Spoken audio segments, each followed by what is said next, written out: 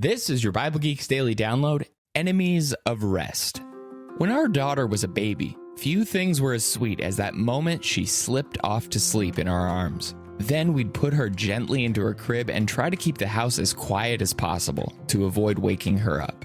In Matthew 11:28-30, Jesus said, "Come to me, all who labor and are heavy laden, and I will give you rest. Take my yoke upon you and learn from me, for I am gentle and lowly in heart, and you will find rest for your souls. For my yoke is easy and my burden is light."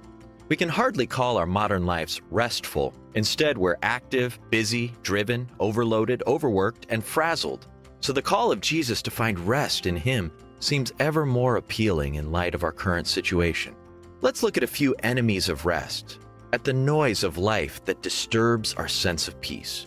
We might be disturbed by distractions of success.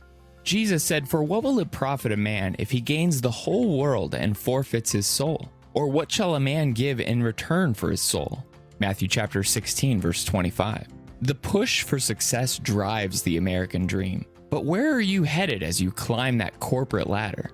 What will you achieve that will transfer into eternity? The pursuit of prosperity should never be more important than the pursuit of eternal wealth and rest. Matthew chapter 6, verse 24. Second, pride and covetousness can ruin our rest. Jesus said, "If I then, your Lord and teacher, have washed your feet, you also ought to wash one another's feet. For I have given you an example that you also should do just as I have done to you."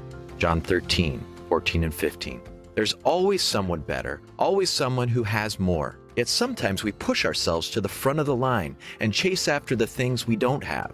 It's a never-ending cycle, but Jesus shows us the peace that meekness, humility, and simple living bring to the believer.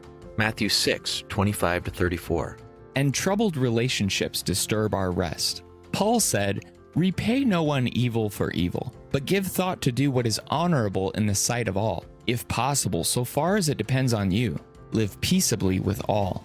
Romans chapter 12, verses 17 and 18.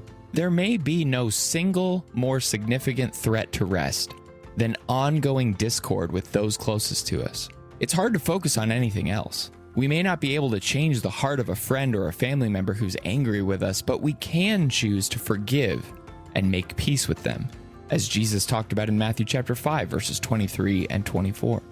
Softly and tenderly, Jesus is calling, but the world is frantically waving its hands. Look forward to that eternal rest with God and find comfort through your present chaos.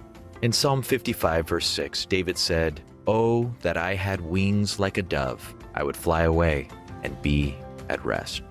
Thanks for tuning in, and may the Lord bless you and keep you today. Shalom.